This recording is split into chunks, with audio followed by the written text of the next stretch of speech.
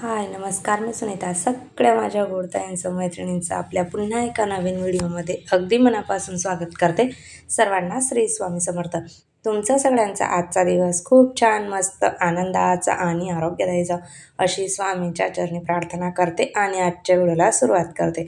तर बेलपत्राचं झाड जे आहे ते इकडच्या बाल्कनीमध्ये शिफ्ट केलेलं आहे आणि आंब्याचंही. तर पूर्णपणे खराब झालेलं होतं, त्याच्यावरती खूप आजार पडलेला होता आणि पूर्ण अगदी असं वाटत होतं मला आता झाड काही राहणार नाही. सगळे पाने गळून गेलेले होते आणि वरची फांदीसुद्धा कोरडी होत चाललेली होती. पण नंतर मग छान पावसाळा असल्यामुळे परत त्याला पानं वगैरे फुटले आणि मस्त छान झाड जे आहे बेलपत्राचे ते आता झालेलं आहे आणि तिकडच्या बाल्कनीमध्ये मी तिला शिफ्ट केलेलं आहे. इकडे न ठेवता, कारण इकडे ना खूप अडचण झालेली आहे आणि भरपूर झाडं जी आहेत ना ती झालेली आहेत हॉलच्या बाल्कनीमध्ये. त्याच्यामुळे म्हटलं जरा मोकळं वाटावं आणि थोडीफार तिकडेही मोकळं वाटेल म्हणून मग मी तिकडच्या बाल्कनीमध्ये एखादं झाड असलं की जरा छान वाटतं म्हणून तिकडे ठेवून घेतलेले आहेत.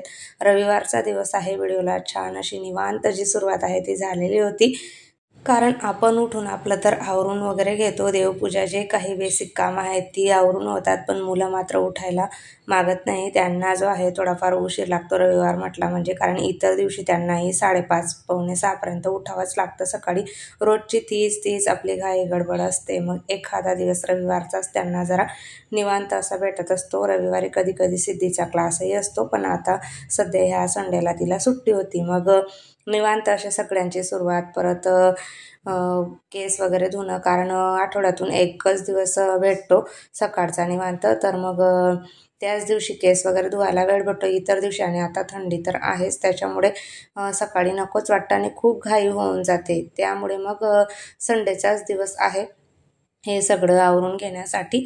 आणि मग बाकीचं सगळं काही आवरून झाल्यानंतर मग आज मस्त छान असा बेत जो होता तो करूया म्हटलं, कारण मम्मीने येताना बट्ट्यांचं पीठ जे होतं ना ते दळून आणलेलं होतं. ते होतं थोडंफार. मग संकष्टीच्या दिवशीच माझं ठरलेलं होतं की रात्री मस्त छान आपण बट्ट्या करूयात, वरणबट्टी, वांग्याची भाजी असं जेवण बनवूयात. पण हे नको म्हटलेले, रात्री नको एवढं हेवी जेवण करायला, म्हणून मग मी ते न करता म्हटलं दुसऱ्या दिवशी संडे आहे, सकाळी मस्त छान असं वरणबट्टीचा बेत जो आहे तो आपल्याला करता येईल.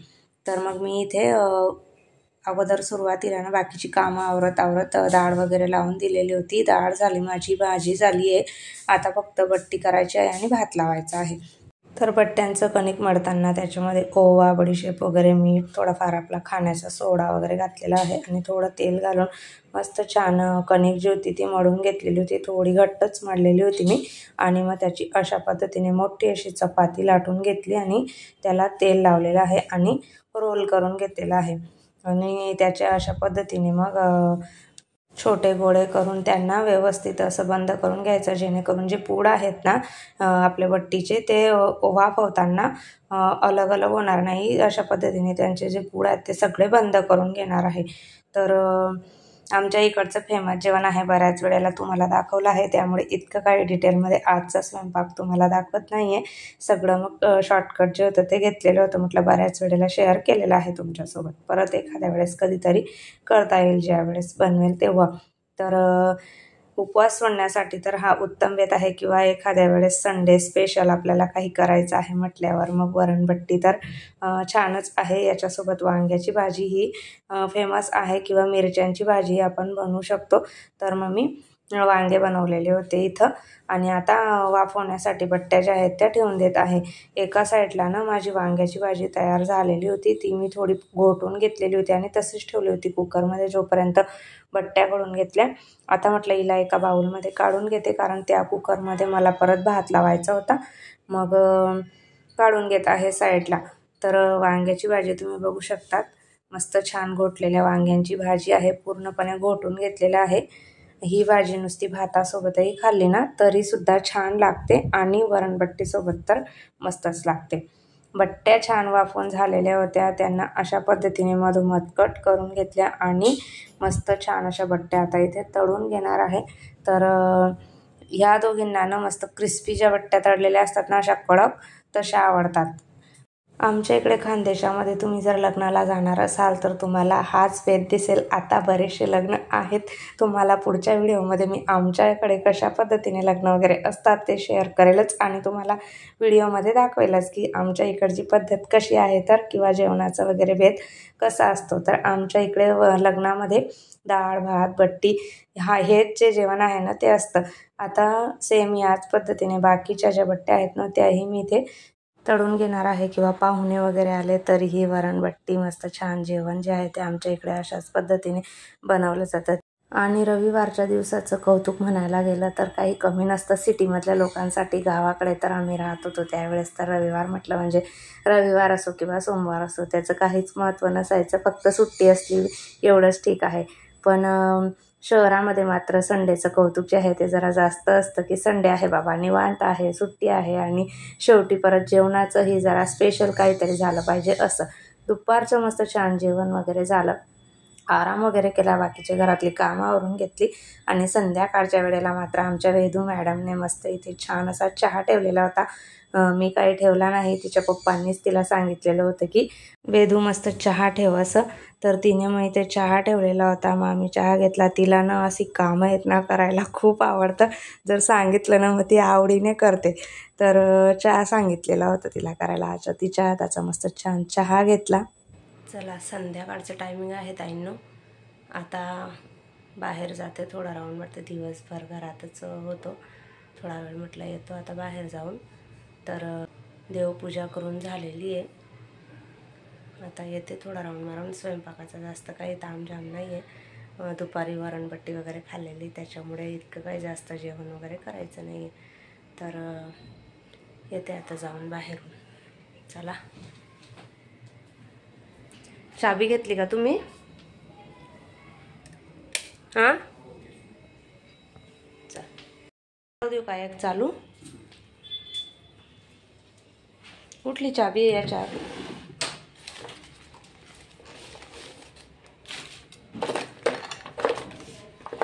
एक आहे त्यांच्याकडे मी दिलेली.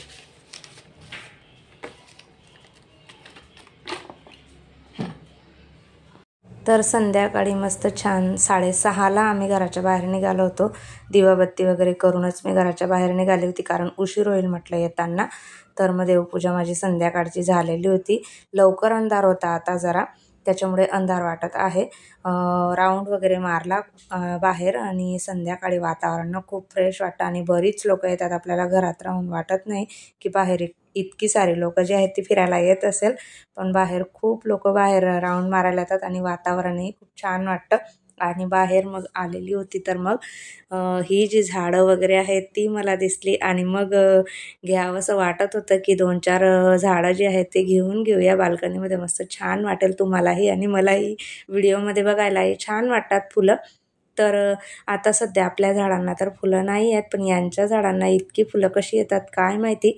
हे लोक पण आपल्याला काही सांगत नाही त्यांचं सिक्रेट काय आहे तर. आणि कुंड्या वगैरे तर इतक्या छान आहेत मस्त, पण महाग आहेत. बघू जेव्हा आपलं सगळं व्यवस्थित होईल तेव्हा घेऊया. त्यानंतर मग आम्ही आलेलो होतो डीमार्टला. इकडे सिद्धी तिच्या फ्रेंडकडे आलेली होती तर तिला घ्यायला आम्ही तिकडे आलेलो होतो. तर तिथून मग आम्ही मस्त छान पिझ्झा घेतला या दोघींसाठी. आलेलो आहोत म्हटलं आणि संडे आहे तर मग काहीतरी घेऊया. तर त्यासाठी आम्ही 2 पिझ्झा जे होते ते मागवले आणि मुलांना शेवटी बाहेरचं आवडतंच. कधीतरी एखाद्या वेळेस ठीक आहे, जास्त तर नाही पण कधीतरी घेतो आम्ही. तर पिझ्झा घेतलेला होता आणि स्वयंपाक तर मला करायचाच नव्हता कारण माझं सकाळचं जेवण होतं शिल्लक. पण आता शेवटी या दोघींसाठी हे घेतलं गेलेलं होतं आणि जेवणाची तर भूकही नव्हती कारण दुपारी आमचं लेट जेवण झालेलं होतं संडेच्या दिवशी. तर आता हा सगळा पिझ्झा जो आहे तो या दोघी मस्त छान पद्धतीने एन्जॉय करणार आहेत. त्याच्यावरती काय काय भेटलेलं असतं, चिली फ्लेक्स वगैरे टाकायचं, ते टाकून घेतलं. मुलांना असं काहीतरी बाहेरचं जर भेटलं तर मात्र मुलं खुश होऊन जातात. घरी कितीही करून द्या त्यांना तरीही बाहेरचं त्यांना आवडतंच. तर मस्त छान असा पिझ्झा जो आहे तो आता इथं आम्ही एन्जॉय करतो आणि तुम्हीही व्हिडिओ पूर्ण बघितल्याबद्दल तुमचं मनापासून आभार.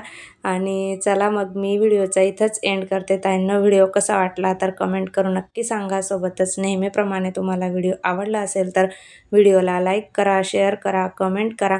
पहिल्यांदा बघत असाल तर प्लीज आपल्या चॅनलला सबस्क्राईब करा, कारण सबस्क्राईब करण्यासाठी काही पैसे वगैरे लागत नाही ताईंनो. तुमच्या सपोर्टमुळेच मी पुढे जाऊ शकते. तर प्लीज तुम्ही अजूनही जर चॅनलला सबस्क्राईब केलं नसेल तर प्लीज आपल्या चॅनलला सबस्क्राईब करा आणि आपले असेच रोज येणारे नवनवीन व्हिडिओ बघत राहा.